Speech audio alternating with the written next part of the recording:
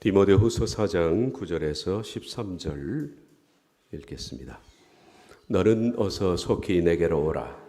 데마는 이 세상을 사랑하여 나를 버리고 데살로니가로 갔고, 그레스게는 갈라디아로, 디도는 달마디아로 갔고, 누가만 나와 함께 있느니라.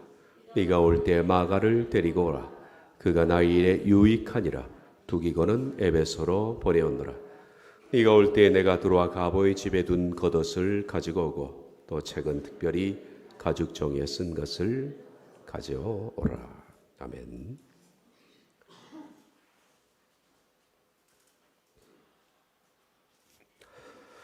우리의 삶을 지치게 만드는, 그래서 삶의 활력을 잃게 만드는 오늘 두 번째 테마는 외로움입니다. 외로움이 사람의 삶을 지치게 만들죠. 오래전에 신학대학에 입학해서 1학년 교양 강좌 시간에 철학을 배우는 시간이 있었습니다. 그때 실존주의 철학을 배웠는데 도대체 무엇을 말하는지 몰랐습니다. 표현이 너무 어렵고 단어가 너무 어렵고, 그래서 당최 무슨 소리인지 도무지 이해가 되지를 않았습니다. 그리고 이 실존주의 철학을 가르치는 교수님도 본인이 뭘 가르치는지 횡설수설했던 것으로 제가 기억합니다. 궁금했던 것을 접어두었다가 시간이 꽤 지난 뒤 다시 실존주의 책들을 제가 좀 탐색을 해본 적이 있습니다. 나름대로 그 책을 읽고 또 읽고 반복해서 읽다가 내 나름대로 실존주의가 말하고자 하는 것이 무엇이냐 하는 것을 이해하게 됐습니다. 아주 간단한 얘기인데, 실존주의가 말하고자 하는 궁극적 내용은 인생은 외롭다라는 겁니다. 실존주의는 인간의 실존에 대해서 배우는 철학인데요. 궁극적 내용은 인간은 외롭다. 그걸 그렇게 어렵게 얘기를 한 것 같습니다. 실존주의의 철학가 대표적인 사람이 프랑스의 까미오, 그리고 사르트르 같은 사람들인데, 이런 분들이 그 어려운 표현을 통해서, 그 굉장히 어려운 문장을 통해서 말하고자 했던 모든 결과적 내용은 인생은 외롭다라는 것인데 공감합니다. 정말 그들의 말처럼 인생은 외롭습니다. 유명한 코미디언인 자니 카스는 죽으면서 이런 말을 했죠. 깊이 마지막 숨을 내쉬면서 카스는 참 외롭다 그렇게 말하고 운명했습니다. 죽음에 직면하면서 홀로 세상을 떠나가야 된다라는 생각 때문에 굉장히 외로웠던 것 같습니다. 제가 20년 전 아주 특별한 사람을 만났습니다. 오랫동안 제가 설교를 나가는 서울고등학교 10회 동창 모임인데, 거기서 20년 전에 설교를 하고 설교 후에 어떤 분이 나와서 간증을 했습니다. 그분의 얘기는 어느 날 이유 없이 괜히 힘이 빠지더랍니다. 그래서 병원을 찾았는데 병원의 의사가 갑자기 그에게 당신 생명은 3개월밖에 남지 않았습니다. 그렇게 시한부 선고를 받은 겁니다. 너무 황당하지요. 그래서 화가 나고, 그리고 인생 자체가 원망스러웠습니다. 그리고 의사의 지시에 따라서 정밀검사를 받는데, 검사를 받다가 갑자기 의식불명에 빠진 겁니다. 졸지에 이분은 멀쩡히 걸어 들어왔다가 코마에 빠진 거죠. 저는 이 사람의 그 간증을 듣고 생각을 바꿨습니다. 중환자실에 누워있는 코마 환자들에 대한 생각을 바꿨습니다. 그리고 지금도 의식이 없는 사람들에게 복음을 전하는 이유가 이분 때문입니다. 놀라운 것은 이분은 무의식 상태인데, 사람들이 말하는 그 식물인간인데 본인은 의식이 너무 또렷하다는 거예요. 지금보다 훨씬 더 의식이 뚜렷하더랍니다. 의사가 하는 말들, 간호사가 하는 말들, 그리고 가족들이 옆에서 내뱉는 한숨들, 그리고 말들, 친구들이 와서 끼리끼리 얘기하는 소리들, 나중에는 누워서 슬리퍼 소리만 들어도 저 사람은 어떤 의사다 하는 것을 알 정도로 아주 예민해져 있었습니다. 그는 졸지에 육체라는 감방에 갇힌 겁니다. 누워 있으면서 그분이 느낀 것은 참 너무 외롭다라는 겁니다. 누구와 대화가 안 되니까. 자기 이렇게 멀쩡히 의식이 뚜렷한데 서로 대화가 안 되니까 너무 외롭다라는 겁니다. 제가 이 분을 20년 만에 다시 만났습니다. 참 놀라운 일이었습니다. 제가 20년 전 이분을 만났을 때 50대 중반 후반쯤 됐습니다. 50한 7, 8세쯤 돼 뭐 이런 분이었습니다. 그런데 20년 후에 70대 거의 80을 바라보는 나이로 이분을 다시 만났습니다. 그 SCC 모임에 이 부부가 오신 겁니다. 한 20년이라는 시간이 흘렀기 때문에 저는 그분이 그분인지 몰랐습니다.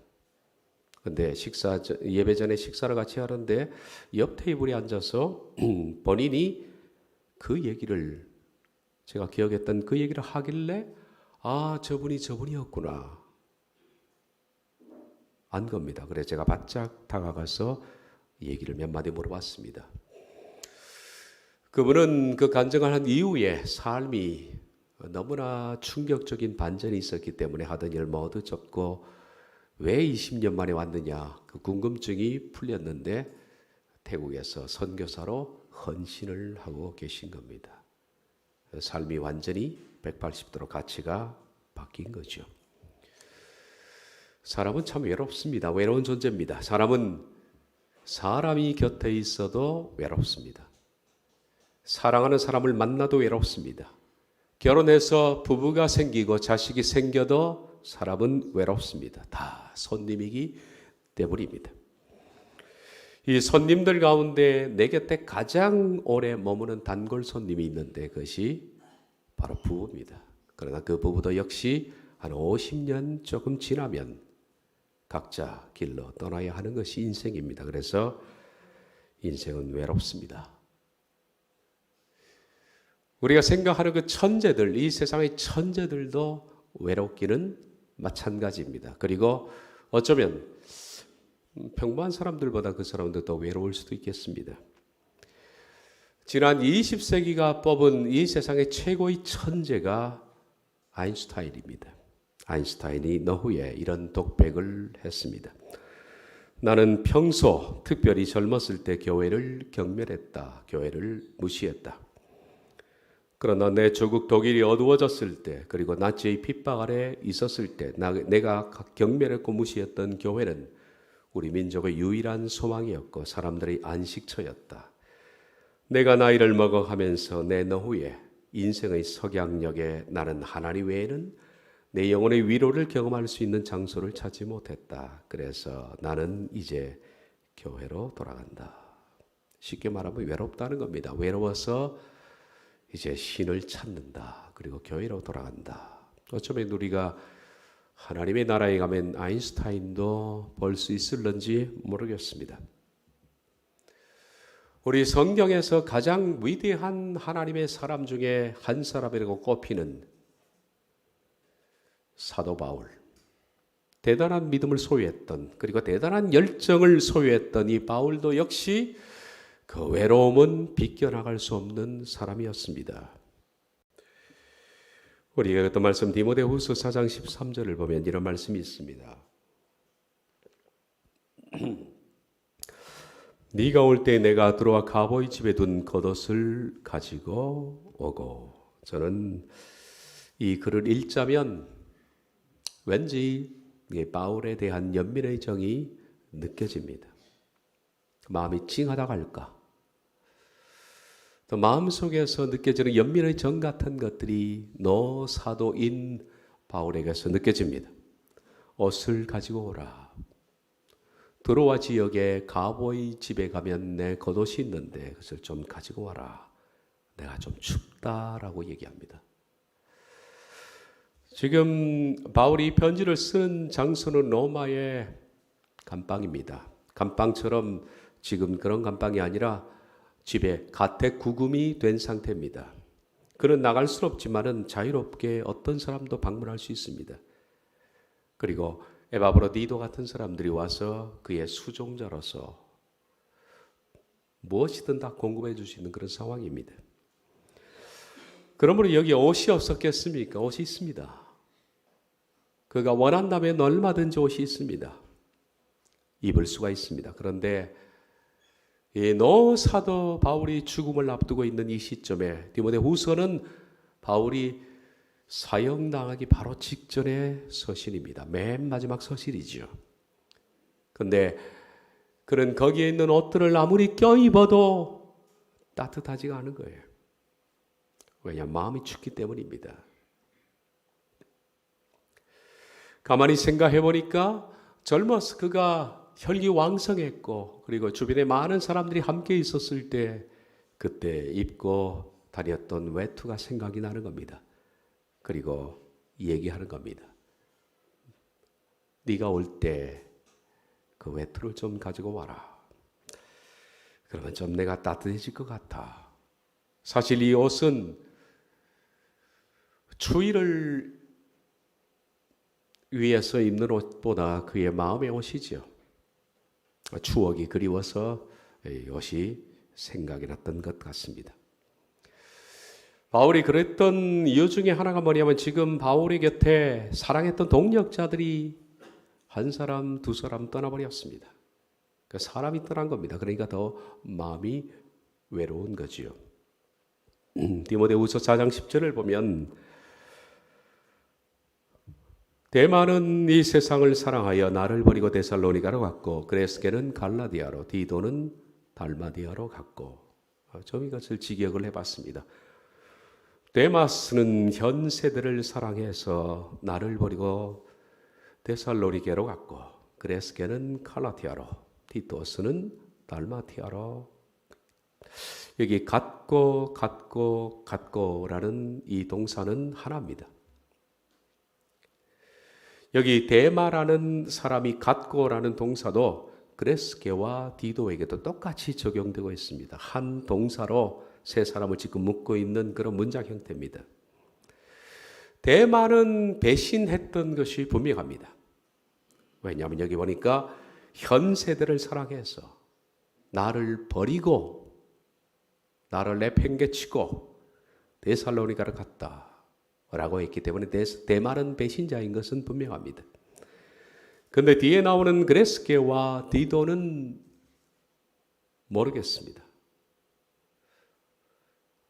어떤 사람들은 그레스게와 디도는 바울이 사역지로 보내지 않았을까라고 생각하는데 그 점도 모르겠습니다. 단 의심스러운 것은 데마가 갔다라는 이 갔다라는 동사에 그레스게와 디도까지 같이 묶어서 얘기하는 걸 봐서 의심스러울 수도 있습니다.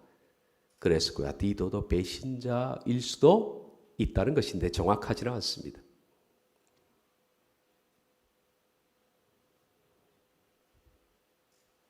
이 디도가 누굽니까? 디도서를 쓴 바울이 디도서를 쓴 바로 그 주인공입니다. 저는 이 두 분이 배신자가 아니기를 바랄 뿐입니다. 그래서 우리가 하나님의 나라에서 이분들은 확인을 해봐야 할 문제인 것 같습니다. 배신해서 데마와 같이 세상을 사랑해서 갔든지 아니면 바울이 사역지로 보내서 갔든지 간에 지금 현재 어쨌든 바울 곁에는 사랑했던 사람들이 몽땅 다 가버렸습니다. 그리고 그는 이제 만년에 허리가 굳고 노인의 몸으로서 로마의 감방에서 추워서 겉옷을 가지고 와라 그렇게 말하고 있습니다. 우리의 마음이 언제 가장 춥습니까? 마음이 외로울 때, 춥을 때. 여러 가지가 있겠지만 그 중에서 내가 믿었던 사람들, 내가 사랑했던 사람들, 그토록 정을 주었던 사람들이 내게서 등을 돌리고 나를 배신하고 떠날 때 인생 참 허전하고 그리고 참 외롭습니다. 바울이 지금 그런 심경입니다. 이 데마, 그레스게, 디도, 바울에게는 오른팔 왼팔 같은 절친이옵니다. 아주 가까운 동력자입니다. 무지막지하게 정을 쏟았고 그리고 사랑을 나누었던 사람들입니다. 그 중에서 데마는 바울에게 있어서는 디도보다 가까운 사람이었습니다. 그런 사람이었습니다. 그런데 그가 하루아침에 세상을 사랑해서 바울을 버렸다, 그렇게 말합니다. 이 디모데후서 우리가 읽은 말씀은 말씀드린 것처럼 바울이 쓴 서신 가운데 가장 마지막 서신입니다. 사형당하기 직전 서신입니다. 이 서신이 기록되기 불과 몇 년 전 기록된 서신이 빌레몬서와 그리고 골로새서입니다. 이 빌레몬, 골로새, 그리고 디모데후서, 에베소서 이렇게 네 가지를 합쳐서 옥중서신이라고 부르지 않습니까? 옥중서신이라는 것은 로마의 감방에 있을 때 바울이 쓴 겁니다. 그러니까 투옥되자마자 쓴 것이 빌레몬, 골로새, 에베소, 그리고 맨 마지막에 쓴 것이 디모데후서, 그리고 그 사형이 되는 겁니다.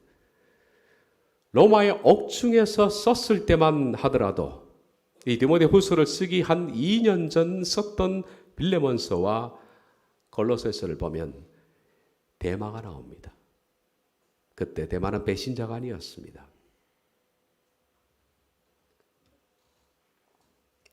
빌레몬 1장 24절을 보면 또한 나의 동력자 마가, 아리스타고, 데마, 누가가 문안하느니라.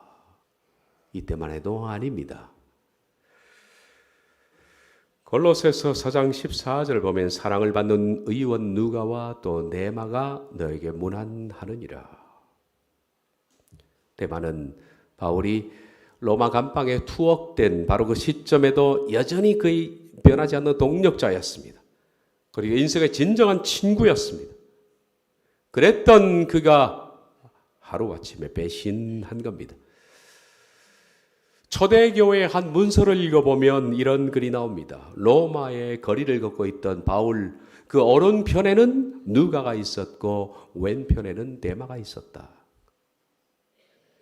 바울의 오른팔 왼팔입니다. 그런 데마가 불과 몇 년 후인 디모데후서를 기록할 당시에 그는 이렇게 말합니다. 데마스는 현 세대를 사랑해서 나를 버리고 데살로니가로 갔다. 참 씁쓸한 얘기입니다. 이어지는 그레스게 그리고 디토스, 이 사람들은 어떻게 됐는지는 잘 모르겠다라고 말씀을 해서 만약에 그레스게와 디도까지 데마처럼 세상을 사랑해서 바울을 버리고 동력자의 손에서 이탈해서 떠나버렸다면, 신앙을 버리고서 배신자의 무리에 가담했다면 그것은 바울에게 엄청난 충격이었을 것으로 생각됩니다. 바울은 그 충격 때문에 그런 외로움을 지금 못 견뎌 하고 있는 겁니다. 우리는 친한 친구가 배신할 때 마음속에 굉장히 추위를 느낍니다. 마치 이 세상에 사는 그 장소가 황량한 사막에 나 혼자 서 있는 것 같은 그런 느낌이 들 겁니다. 그런데 우리 곁에 사람들은 데마처럼 배신을 하든 아니면 배신을 하지 않든 나의 좋은 사람이든 간에 언젠가는 끝까지 할 수 있는 사람들은 못 됩니다. 결국은 다 떠나는 사람들입니다. 배신자도 떠나지만은 나의 좋은 사람들도 이 세상은 다 있다가 떠나는 손님들입니다. 가족이라는 것을 제가 전에 한번 그렇게 얘기한 적이 있습니다. 처음에 우리들은 이 세상에 솔로로 왔습니다. 혼자 태어났습니다. 그러다가 여러분 살다가 어느 날 내가 정말 사랑하는 아내와 남편을 만납니다. 이제 듀엣이 됐습니다. 근데 이 듀엣이 서로 노래를 부르지만은 잘 화음이 안 됩니다. 화음이 안 돼서 서로 간에 부부싸움을 많이 하고 정신적인 갈등을 겪고 겨우 이제 맞춰갈 쯤 되면 자식들이 태어납니다. 그 자식들과 함께 이제는 중창단이 됐습니다. 중창단이. 그런데 이 중창단 참 듀엣보다 화음 맞추기가 더 어려워요. 자식들 말 참 안 듣죠.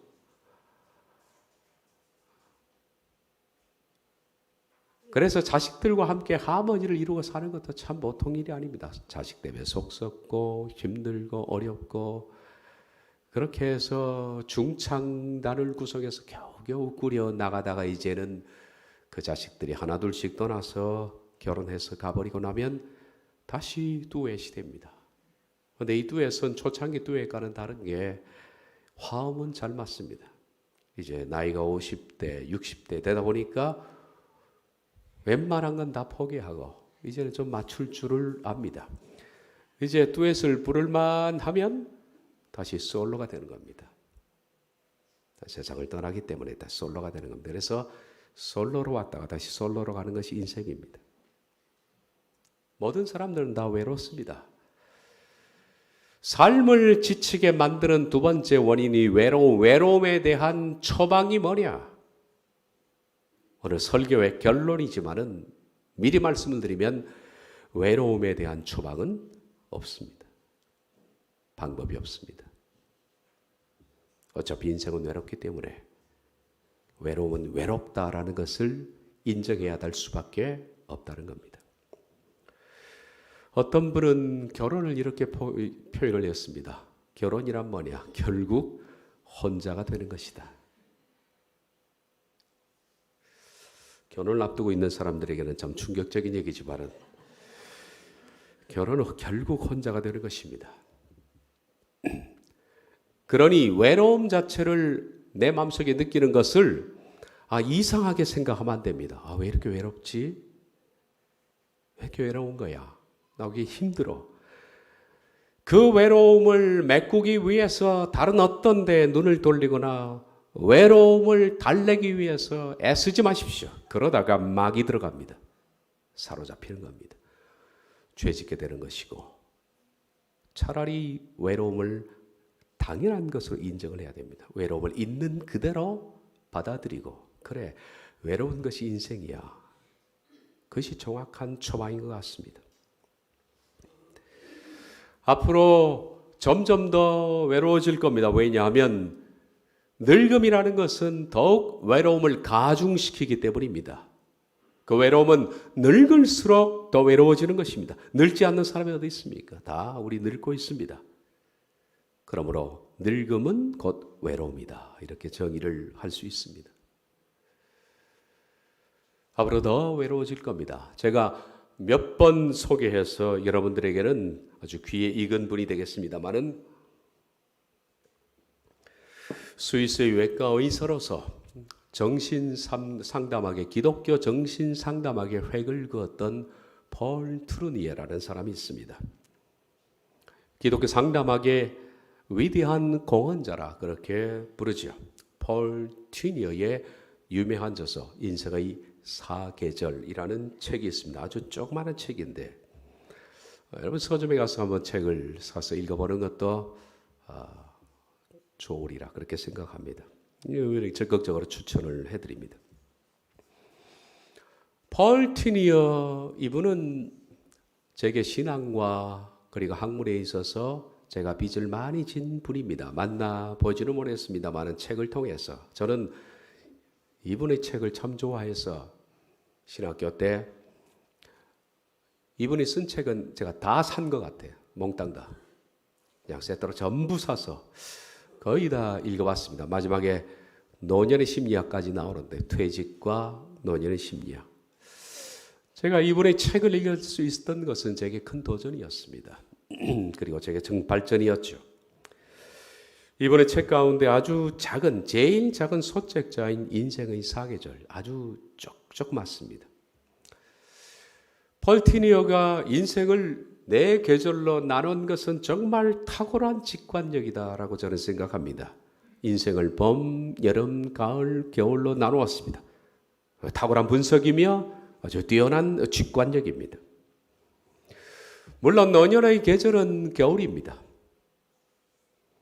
이제 갓 태어나서 10대를 거치는 아이들은 봄입니다.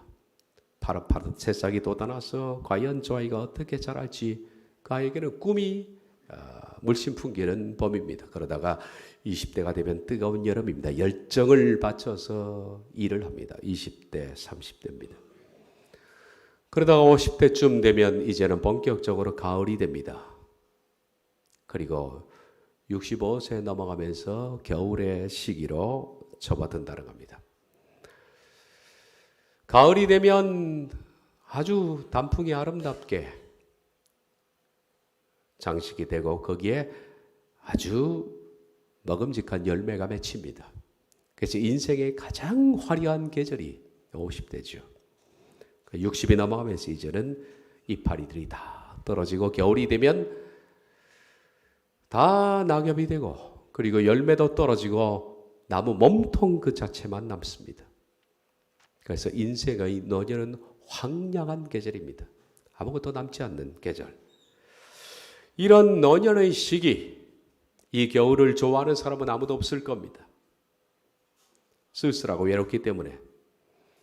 그런데 사계절 가운데 특별히 이 겨울이라는 계절은 필요 없을까요? 봄만 필요할까요? 아닙니다.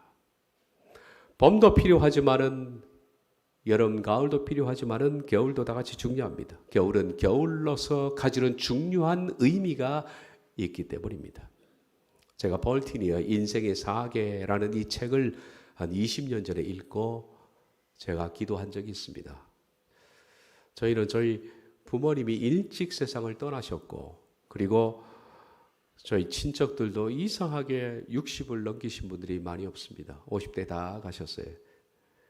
그래서 제가 인생 사계를 읽고 나서 하나님 오래 살고 싶은 마음은 없지만은 제가 몸통만 남는 이 겨울을 한번 지내보고 싶습니다.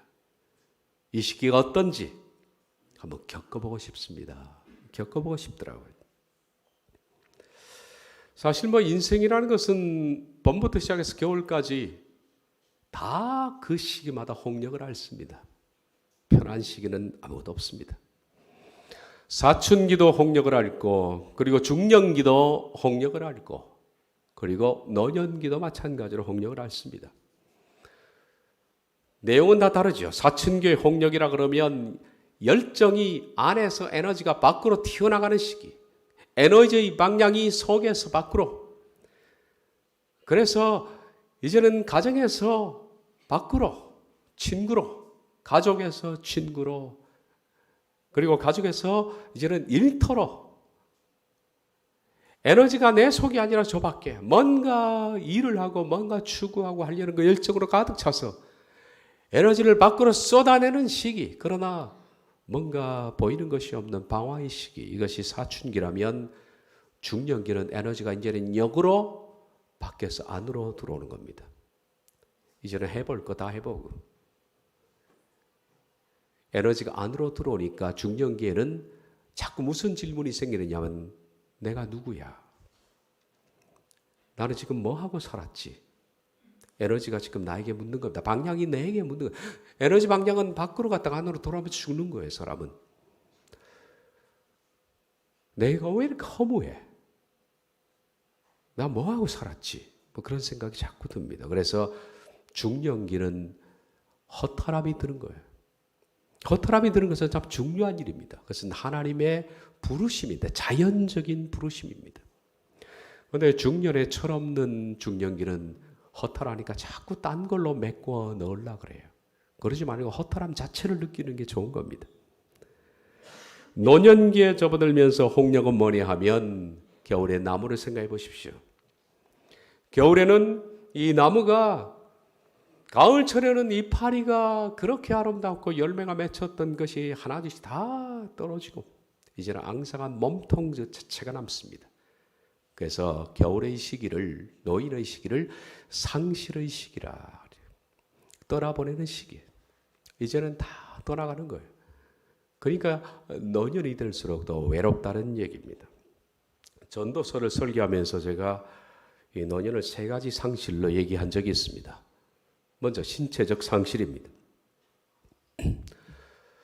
젊어서는 육체적으로 힘이 있고 그리고 건강하고 그리고 젊고 아름다웠는데 노인이 되면서 육체가 성경의 말씀처럼 풀과 같이 쇠하여진다.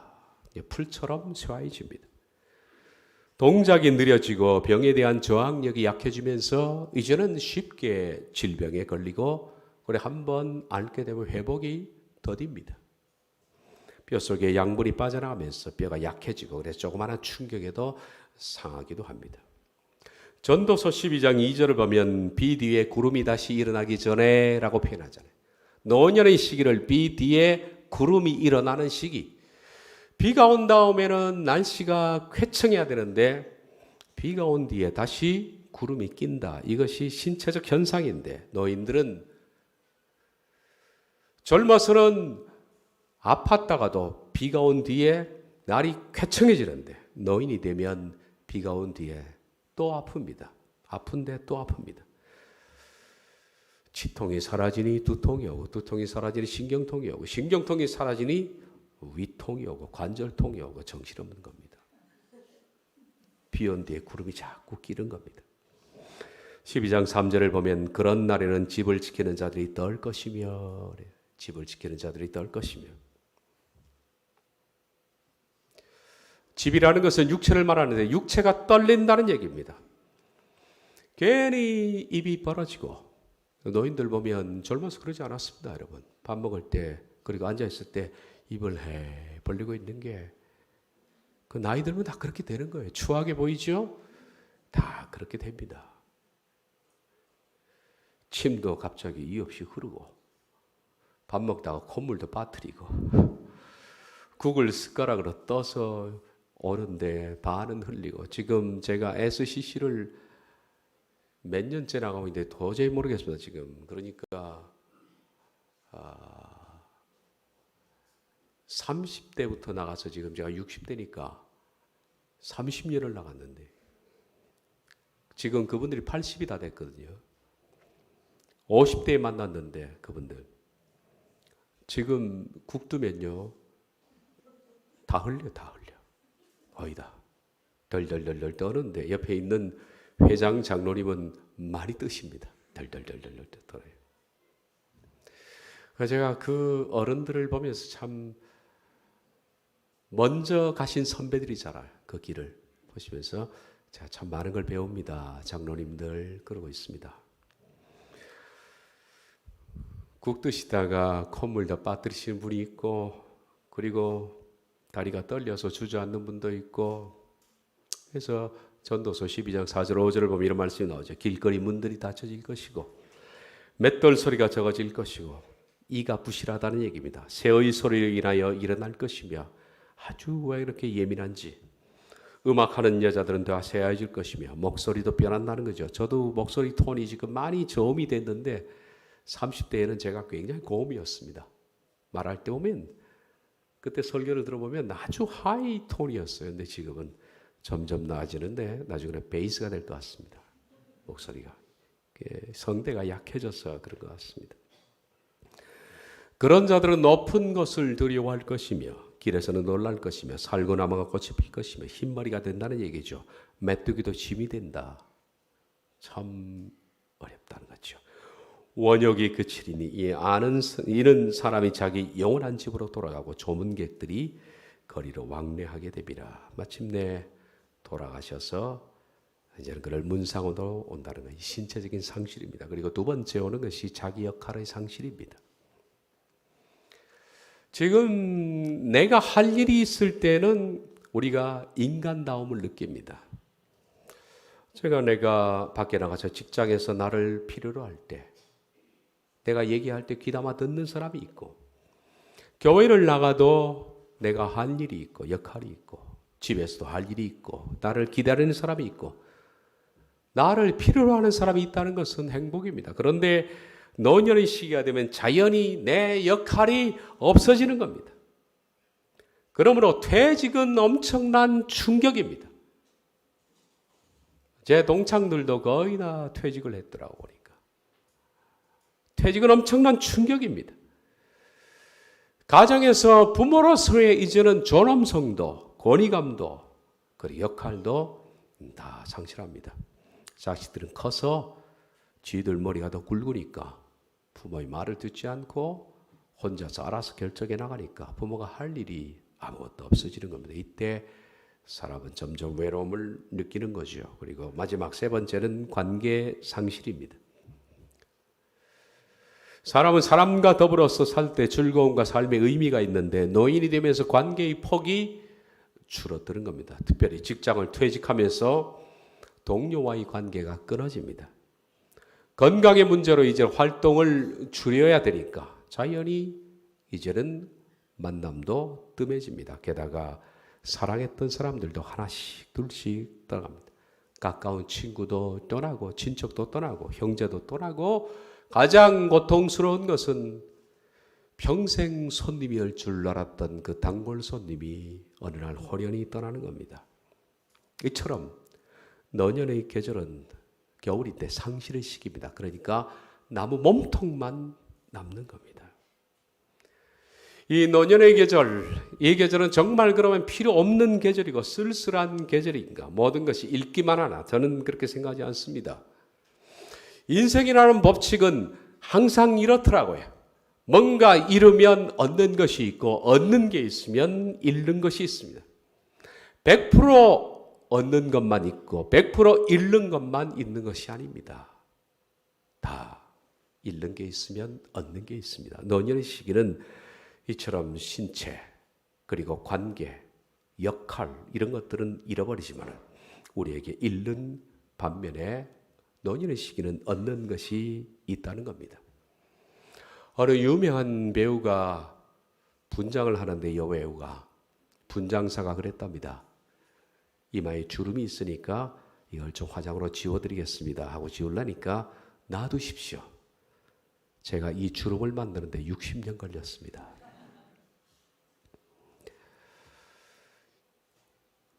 우리가 그래서 상실이라기 생각하기 때문에 그것을 땡기고 찢고 뭐 그렇게 해서 젊게 돌아가려고 애를 쓰지만은 그러나 실은 노년의 계절에도 중요한 것을 넣습니다. 여러분 겨울이 되면 나무가 왜 그 화려했던 이파리를 낙엽으로 떨어뜨리는지 그 역할을 생각해 보시면 됩니다. 왜 이파리가 떨어질까? 누가 뗄까요? 그렇지 않습니다. 나무가 스스로 떨어뜨리는 겁니다. 나무는 뿌리에서 온 그 물줄기를 받아서 가을에는 그것을 보내서 아름다운 단풍으로까지 열매로 만들지만은 이제 겨울이 되면 나무 스스로 물을 보내지 않아서 이제 말라 비틀어서 떨어지는 것이 아름다운 단풍 낙엽입니다. 열매도 떨어뜨립니다. 왜냐하면 겨울에는 이런 것들이 붙어 있으면 양분이 분산되잖아요.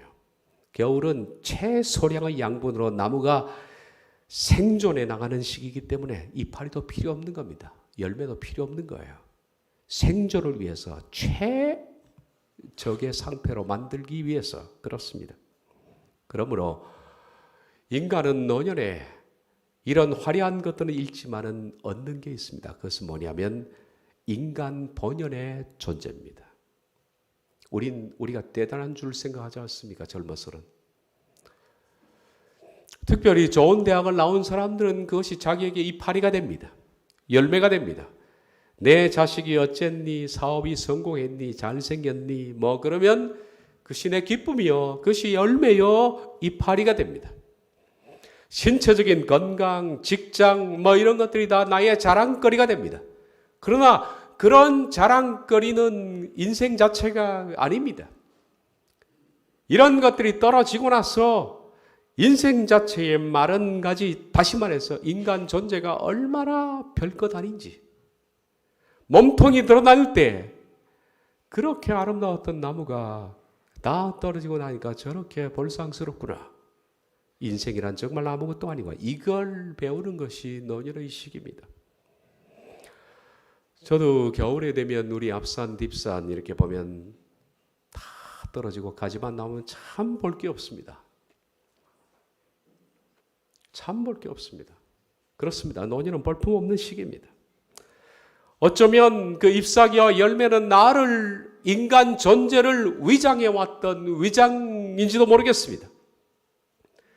봄, 여름, 가을 이 시기에 내 인생을 울창하고 화려하게 만들었던 그 잎사귀들, 나의 경제권, 그리고 권력, 건강, 관계, 직장, 지식, 외모, 학벌, 재산, 이런 모든 것들은 다 이파리입니다. 아무것도 아닙니다. 죽어서 가지고 가지 못할 것들입니다.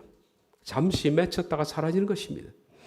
이 파리는 떨어져야 됩니다. 그래야 몸통이 보이는 겁니다. 겨울이 되면 이 자랑거리가 다 떨어져 나갑니다.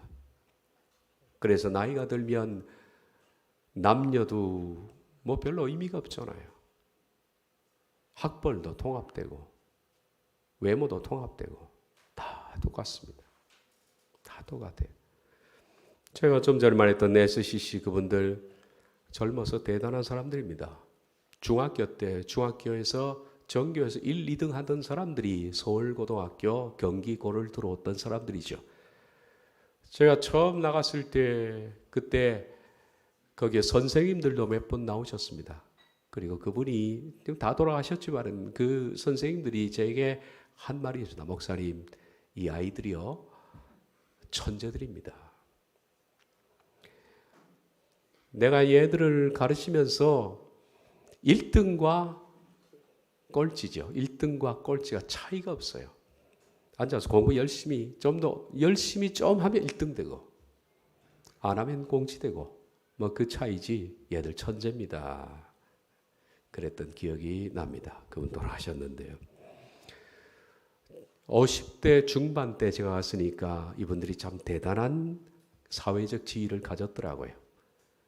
뭐 국방장관도 있고요. 에스콰이어 사장도 있고 뭐 법조계에 무슨 뭐 지방법원장 무슨 즐비한 아주 대단한 명함을 가진 사람들이었습니다. 지금 어떤지 아십니까? 밖에 나가서 만나는 평범한 노인입니다. 똑같아요. 아무것도 안 해요. 이빨이 떨어지고 나니까. 국 먹다가 코 빠뜨리는 노인들. 제가 충격을 받은 것이 이렇게 평범해지나 사람이. 그렇게 샤프했던 사람들이 이렇게 평범해져. 그게 놀라움입니다. 돈도 없어가지고요. 돈은 전부 와이프에 있으니까. 돈이 없어요, 일단. 돈이. 돈 좀 주세요, 남편들한테. 이 노년의 시기에 들면 다시 사람들이 이파리를 붙이고 열매를 붙이려는 사람들이 있습니다. 젊음으로 회귀하려고. 그건 노년이라는 중요한 시기를 놓치는 것이라고 생각합니다. 젊어지려고 몸부림치지 말고 노년에는 노인으로 사는 것이 가장 아름답습니다. 르네바지는 우리가 늙어갈 때 모든 것이 우리를 떠나지만 하나님은 가까이 오신다. 노인의 계절은 신앙과 인격이 통합되는 시기요. 하나님을 가장 가까이 하는. 그러니까 하나님이 인생에게 가장 가까이 할 수 있는 시기, 노년의 시기입니다. 왜냐하면 노년은 외롭기 때문에 하나님을 찾고 외롭기 때문에 신앙과 만나는 시기입니다. 그러므로 노년의 시기는 신을 알고 신을 닮아가는 가장 중요한 시기입니다. 너무 귀중한 시기가 이 노년입니다.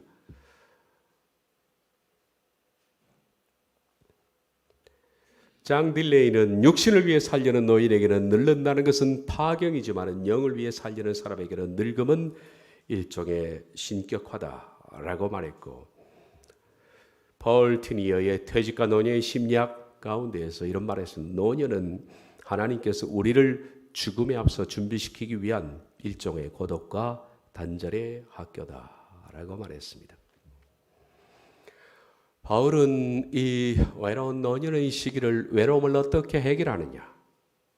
디모데후서 4장 17, 18절을 보면 주께서 내 곁에 서서 나에게 힘을 주심은, 내 곁에 서서 나에게 힘을 주심은 이라고 말합니다. 여기 내 곁에 서서라는 그 단어가 유명한 헬라어의 파라클레토스입니다. 파라클레토스는 변호사, 나중에는 보혜사라고 번역되는 단어입니다. 원래의 의미는 카운슬러, 상담자라는 뜻입니다. 하나님이 나의 인생의 외로움의 상담자가 되십니다. 그리고 그분이 내게 힘을 주십니다.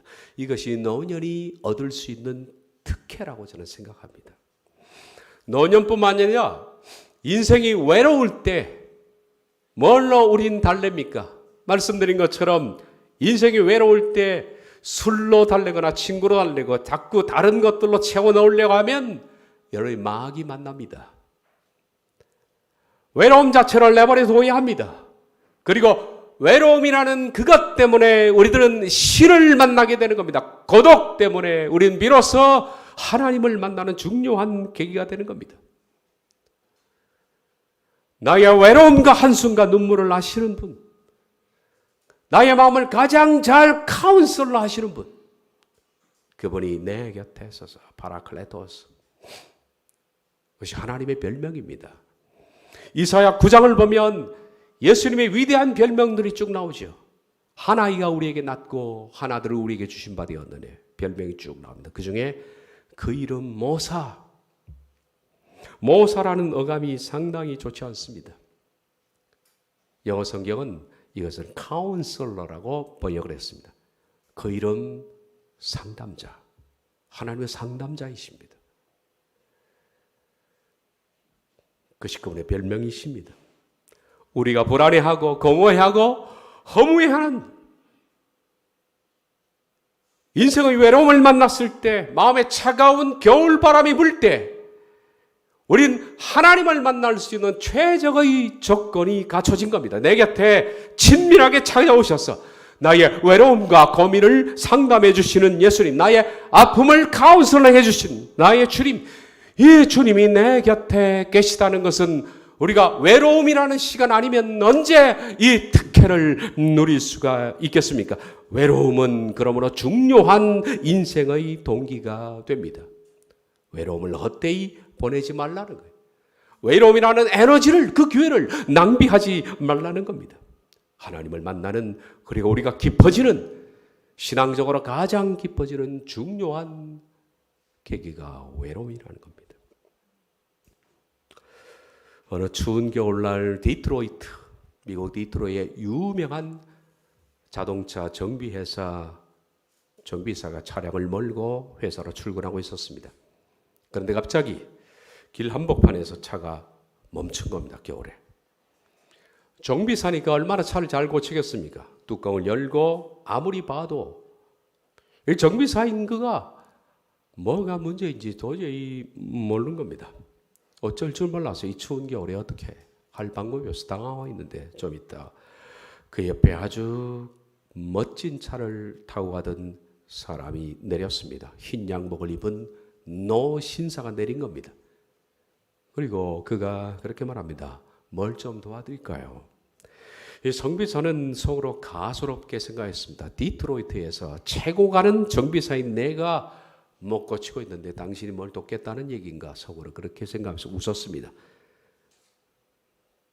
근데 신사에게 그렇게 말할 수는 없고, 차가 이렇게 해서 멈춰서 그 신사는 드라이브를 좀 달라 하더니 몇 개를 만지더니 몇 번 툭툭 치더니 시동을 걸어보라 그랬습니다.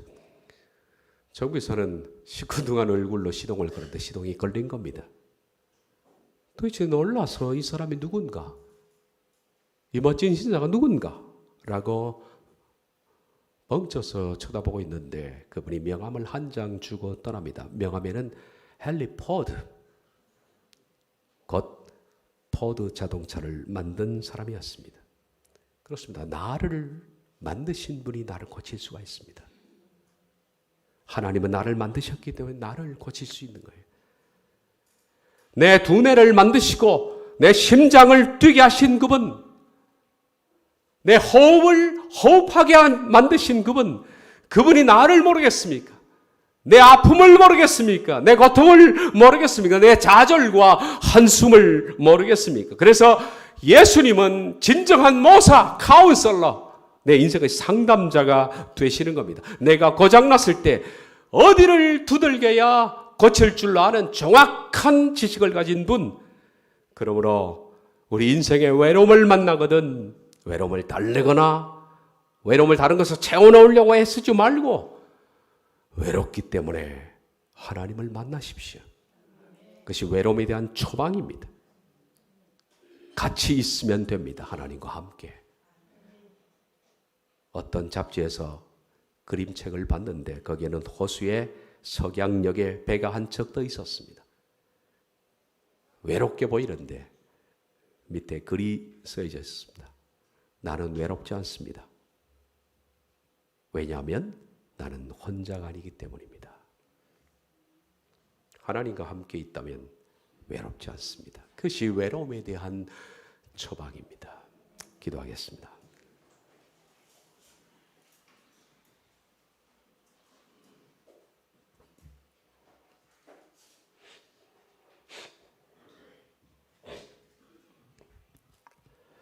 우리 모두는 다 외로움을 느낍니다. 사람이기 때문입니다. 그러나 이 외로움을 하나님을 만나는 기회요. 신의 성품을 닮아가는 기회요. 골방으로 들어가서 무릎을 꿇고 기도할 수 있는 기회요.